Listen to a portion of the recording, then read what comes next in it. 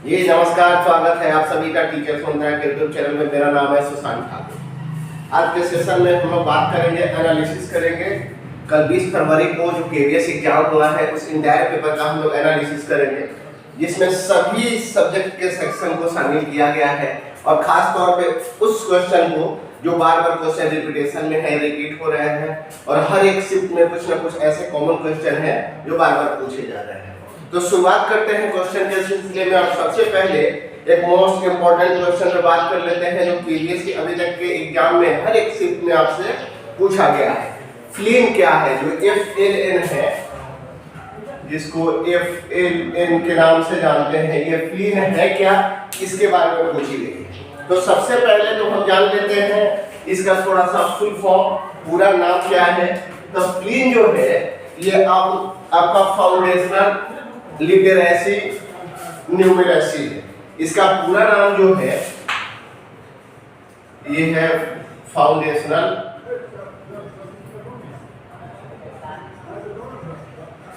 Literacy और numeracy,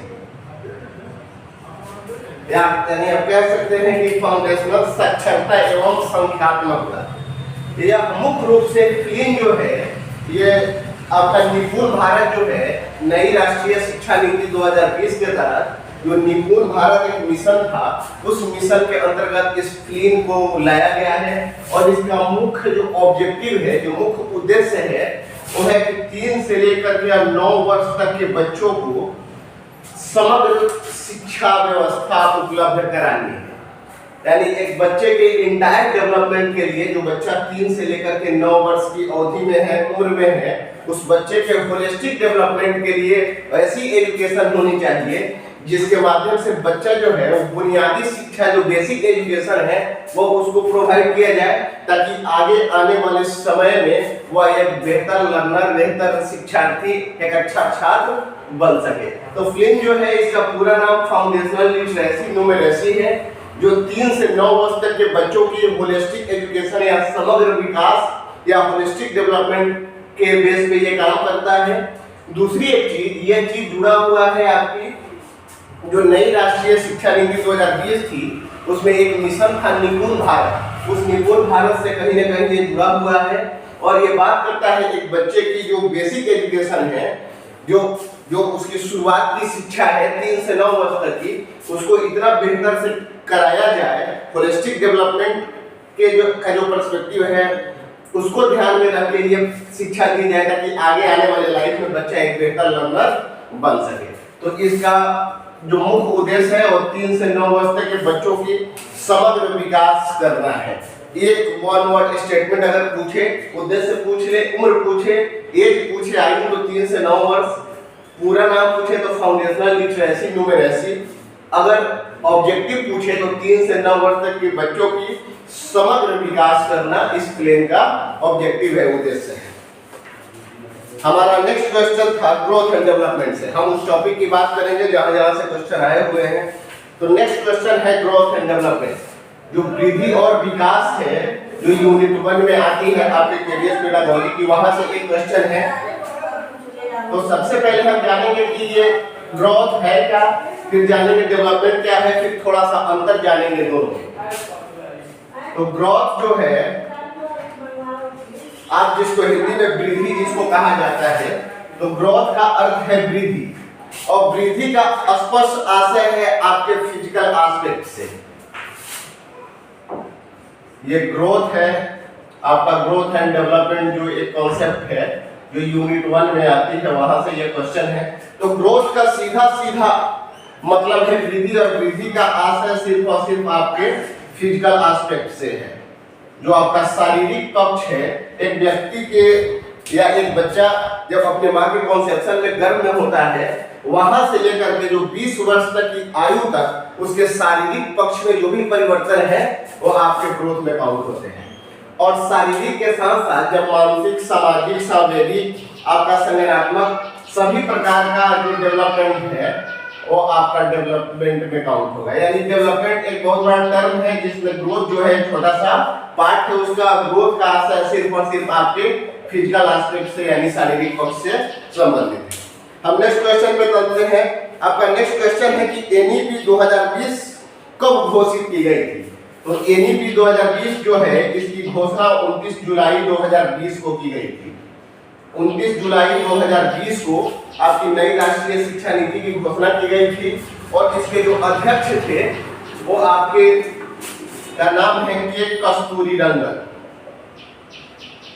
के कस्तूरी रंगन एक व्यक्ति हैं जो एक अंतरिक्ष वैज्ञानिक थे, साइंटिस्ट थे। में भी उनकी अध्यक्षता में ये जो 29 जुलाई 2020 को हमारी एनईपी जो नई राष्ट्रीय शिक्षा नीति 2020 है उसकी घोषणा 29 जुलाई 2020 को की गई थी। हम नेक्स्ट क्वेश्चन पे आगे बढ़ते हैं। नेक्स्ट है कि आरटीआई कब आया था? ये आरटीई नहीं है बल्कि आरटीआई है, राइट टू इंफॉर्मेशन। जो सूचना का अधिकार है वो कब लाया गया था? तो सूचना का अधिकार जो है वो 2005 में आया था। 2005 में सूचना का अधिकार अधिनियम आया था जिसके तहत आप किसी भी सरकारी या निजी जो विद्यालय हैं, जो ऑफिस है, जो कार्य करते हैं, क्या उसको जो कर्मचारी हैं, मुख्य रूप से जो गवर्नमेंट जो सर्वर है, उनसे आप उस डिपार्टमेंट की ओवरऑल नॉलेज आप ले सकते हैं। उसके लिए आरटीआई आप मांग सकते हैं। यह सूचना का अधिकार है कि आप उसके सभी कामों के बारे में आप ओवरऑल जो ब्यौरा है, ओवरऑल शेड्यूल है, आप उसको ले सकते हैं, पूछ सकते हैं। ये आरटीआई आपकी बात करता है। इस आरटीआई में जो आरटीआई आपकी 2005 में लागू हुई, इसमें कुल मिला के आपके 6 चैप्टर हैं। जो चैप्टर है वो 6 है, 31 सेक्शन है। इसमें जो धाराएं हैं वो 31 है और 2 शेड्यूल है जिसके अंतर्गत ये काम करता है। ये पूरा यही ब्यौरा है जिसके अंतर्गत ये राइट टू इंफॉर्मेशन सूचना का अधिकार जो 2005 में आया था, इसके अंतर्गत ये 6 अध्यायों में बटा हुआ है। 31 सेक्शन कुल मिला के 6 अध्यायों में है जिसकी बात आरटीआई करता है और 2 शेड्यूल है जिसके अंतर्गत की पूरी आरटीआई काम करती है। आरटीआई का मुख्य उद्देश्य है कि जो गैर कानूनी काम जो होते हैं सरकारी लोगों द्वारा, सरकारी कर्मचारी द्वारा, उस कामों के बारे में आप लेखा जोखा ले सकते हैं, मान सकते हैं। उसके लिए एक प्रोसेस है जिसको आरटीआई के नाम से जाना जाता है। हमारा नेक्स्ट क्वेश्चन है कि रोल ऑफ टीचर क्या है? एक टीचर जो है, एक शिक्षक जो है, वह क्या होना चाहिए? तो अकॉर्डिंग टू एलसीएफ अगर बात करें, नेशनल करिकुलम फ्रेमवर्क, राष्ट्रीय पाठ्यचर्या की रूपरेखा 2005 जो है, उसके अकॉर्डिंग एक टीचर जो है वो फैसिलिटेटर है। फैसिलिटेटर का अर्थ है सुविधादाता या सुगमकर्ता। यानी शिक्षक जो है एक ऐसा एनवायरनमेंट क्रिएट करेगा जहां लर्नर जो है अपने इंटरेस्ट से, अपने रुचियों के अनुसार चीजों को कर सके, सीख सके। जहां उसको प्रॉब्लम क्रिएट हो वहां पर टीचर जो है फैसिलिटेट करेगा, उसको सुविधा देगा, स्कैफोल्डिंग देगा और बच्चे अपने इंटरेस्ट के अकॉर्डिंग, अपने पोटेंशियल के अकॉर्डिंग वह डेवलप हो सकेंगे। तो LC according to LCA the role of teacher as a facilitator, शिक्षक एक सुविधादाता है। नेक्स्ट क्वेश्चन है हर्बर्ट मेथड। हर्बर्ट मेथड क्या है इसके बारे में हम बात कर लेते हैं थोड़ा सा। हर्बर्ट मेथड जो है, हर्बर्ट एक व्यक्ति थे, एक जर्मन एजुकेटर थे। प्रोफेसर हर्बर्ट बात करते हैं कि बच्चा जो है वो बाहरी ज्ञान को संचित करता है, जो दुनिया की, जो आउट ऑफ वर्ल्ड की जो चीजें हैं उसको एक्वायर करता है, नॉलेज अपना क्रिएट करता है, बिल्ड करता है। अगर बच्चे की जो प्रीवियस नॉलेज है,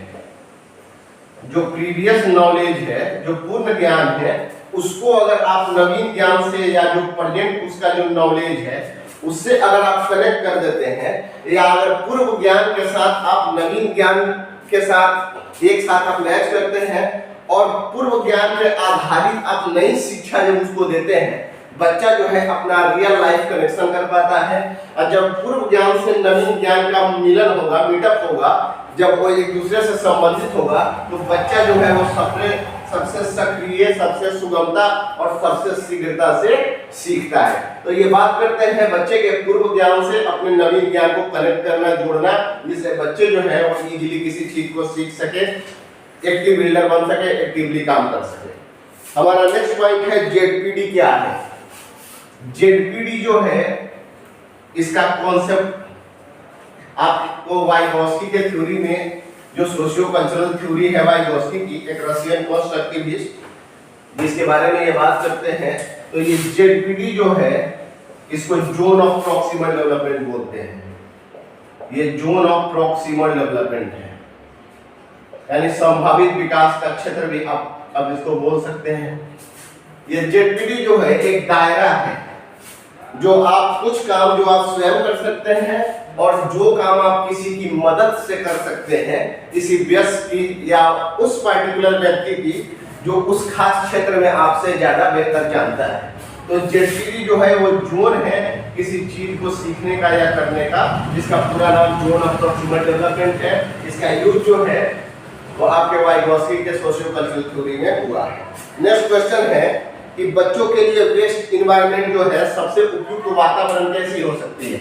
तो बच्चे के लिए वैसी वातावरण सबसे उपयुक्त है जहां सबसे पहले बच्चा जो है वो फ्रीडम हो, बच्चा जो है स्वतंत्र हो, अपने रुचियों के अनुसार, इंटरेस्ट के अनुसार, अपने पोटेंशियल के अनुसार, यानी अपने क्षमता के अनुसार कार्य करने के लिए स्वतंत्र हो, और जहां बच्चे के रुचियों को, बच्चे के एक्टिविटी को प्रायोरिटी दिया जाता हो, वो वातावरण बच्चों के लिए सबसे बेहतर है। और टीचर जो है वो फैसिलिटेटर का काम करे। नेक्स्ट क्वेश्चन है जीन पियाजे के थ्योरी से। जीन पियाजे, जिनके बारे में आप सभी जानते ही हैं, वो एक कॉग्निटिव कंस्ट्रक्टिविस्ट थे, सामाजिक संरचनावादी, जो स्विट्जरलैंड के एक साइकोलॉजिस्ट थे, जिन्होंने बात किया है बच्चों के संज्ञानात्मक विकास में ये स्टेजेस की बात करते हैं। इनके अनुसार development is a discontinuous process. विकास जो है वह निरंतर नहीं है बल्कि स्टेजेस में होती है, और एक बच्चे के संज्ञानात्मक विकास में ये 4 फैक्टर को महत्वपूर्ण मानते हैं। सबसे पहला है मैच्योरेशन, दूसरा है एक्सपीरियंस, तीसरा है सोशल इंटरेक्शन और चौथा है इक्विलिब्रेशन, यानी परिपक्वता और बायोलॉजिकल मैच्योरिटी। इनका मानना है कि जब तक बच्चे में बायोलॉजिकल मैच्योरिटी नहीं आएगी, आप कितना भी बेहतर एनवायरनमेंट दे दें, कितना भी बेहतर आप ट्रेन कर दें, कितने भी बेहतर लोगों से आप ट्रेनिंग दिलवा दें, एक बच्चा जो है वो सीख नहीं सकता है। तभी सीख सकता है जब बच्चे में उस चीज को सीखने की कॉग्निटिव मैच्योरिटी जो है, परिपक्वता जो है, और वो हाईली रिलेटेड है आपकी हेरिडिटी से।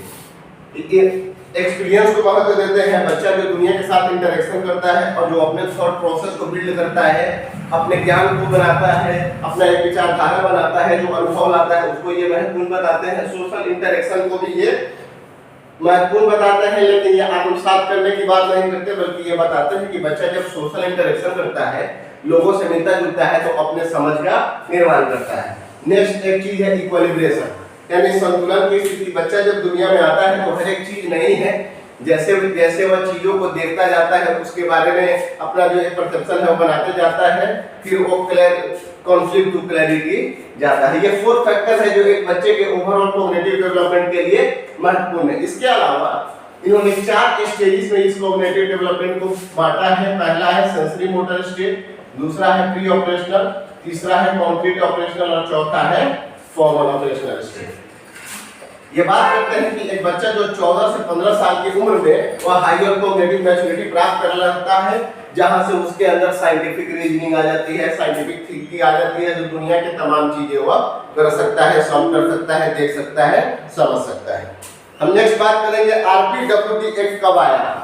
आरपीडब्ल्यूडी एक्ट का पूरा नाम right of person with disability है।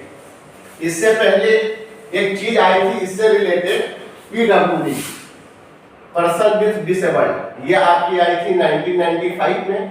और जो आरपीडब्ल्यूडी एक्ट है, right of person with disability, ये आपकी आई थी 2016 में। और इसमें जो है वो 7 डिसेबिलिटी थी, 7 निर्योग्यताओं को शामिल किया गया था। जिस दिव्यांगता को या जिस निर्योग्यता को जो इंडियन गवर्नमेंट है वो काउंट करती है, और कुछ रिलैक्सेशन प्रदान करती है, कुछ अलग चीजें इनके लिए, कुछ सुविधाएं इनके लिए मुहैया कराई गई। तो इसकी संख्या जो डिसेबिलिटी थी उसकी संख्या उस टाइम में 7 थी 1995 के पीडब्ल्यू एक्ट में। लेकिन जब आरपीडब्ल्यू एक्ट जब इसको रिवाइज किया गया, right of person with disability, तो इस 7 में 14 और डिसेबिलिटी को ऐड किया गया और टोटल डिसेबिलिटी जो है वो 21 हो गई। और ये आरपीडब्ल्यूडी एक्ट जो है वो पब्लिश हुई थी 2016 में। नेक्स्ट क्वेश्चन हम बात करेंगे ईसीसी क्या है। ईसीसी क्या है, तो इसका पूरा नाम अर्ली चाइल्डहुड केयर एजुकेशन है। Early childhood care education. एक बच्चे के प्रारंभिक बचपन में जो उसकी शिक्षा दीक्षा या जो एजुकेशन सिस्टम उसके लिए बनाया गया है वह ईसीसी के अंतर्गत आता है। इसका सबसे बड़ा एग्जाम्पल है जो आंगनबाड़ी है, वो ईसीसी का सबसे बड़ा केंद्र है, जहां बच्चे जो हैं वो खेल खेल के माध्यम से चीजों को सीखते हैं। और इसका मुख्य उद्देश्य है कि बच्चों को एक बेहतर पोषण, बेहतर न्यूट्रिशन उपलब्ध कराया जाए, बच्चों की शिक्षा के बारे में एक ओवरऑल चीजें जानकारी मिले, बैठने की, जाने की एक शेड्यूल, एक कुछ चीजें पता चले, जिसके माध्यम से वह आगे आने वाले लाइफ के लिए वह एक बेहतर छात्र बनने के लिए तैयार रहे। या उस तरीके की बात की गई है जहां हर एक न्यूट्रिशन, हर एक पोषण उम्र के अनुसार मिले। और इसका खास ध्यान रखा गया है क्योंकि यही वो उम्र है, यही वो अवस्था है जहां से बच्चा जो है अपने बेहतर लाइफ के लिए बिल्डअप होता है। ईसीसी जो है अर्ली चाइल्डहुड केयर एजुकेशन है, जिसका मुख्य उद्देश्य बच्चों को बेहतर न्यूट्रिशन के साथ साथ आगे आने वाले लाइफ के लिए बेहतर तैयार करना है। हमारा नेक्स्ट और लास्ट क्वेश्चन है कि टीचिंग स्किल जो है वो क्या है। तो एक शिक्षक जो है अपने शिक्षण क्रिया के दौरान जो कौशल, जो क्रियाएं उपयोग में लाता है वो आपकी टीचिंग स्किल्स कहलाती है। टीचिंग स्किल्स का मतलब है शिक्षण कौशल। एक शिक्षक टीचिंग करने के दौरान, शिक्षण के दौरान बच्चों को पढ़ाते समय जो कौशल, जो प्रक्रियाएं, जो मेथड यूज करता है वो टीचिंग स्किल के अंतर्गत आती है। अब ये टीचिंग स्किल में अलग अलग तरीके की लोग यूज करते हैं। जैसे आप आजकल देखते हैं कि बहुत सारा पोस्टर बना हुआ है, बहुत सारा अल्फाबेट, बहुत सारे पिक्चर है, बहुत सारे ऑब्जेक्ट लोग क्लासरूम में लाते हैं और बच्चों को जो है एक डोमेस्टिक माहौल, डोमेस्टिक इन्वायरमेंट क्रिएट किया जाता है कि बच्चे जो है वो खेल खेल में सीख सके। तो अलग अलग टीचिंग, अलग अलग सब्जेक्ट की जो टीचिंग स्किल्स है वो अलग अलग प्रकार की हो सकती है। इसका मुख्य अर्थ जो है वो टीचिंग स्किल का कि एक शिक्षक जो है वो शिक्षण क्रिया के दौरान जो प्रक्रियाएं, जो कौशल वो उपयोग में लाता है, that is called teaching skills. ये क्वेश्चन है जिसके साथ हमारी आज की जो क्लास है वो यही समाप्त होती है। ये वीडियो आपको कैसी लगी अपनी प्रतिक्रिया कमेंट बॉक्स में जरूर दें। अगर वीडियो पसंद आया हो तो लाइक करें, अगर आप चैनल पे नए हैं तो चैनल को सब्सक्राइब कर लें। फिर मिलते हैं कल एक नए सेशन में, एक नई ऊर्जा, नई एनर्जी के साथ, एक नए टॉपिक के साथ। तब तक अपना ख्याल रखें और निरंतर पढ़ाई करते रहें। Goodbye and take care.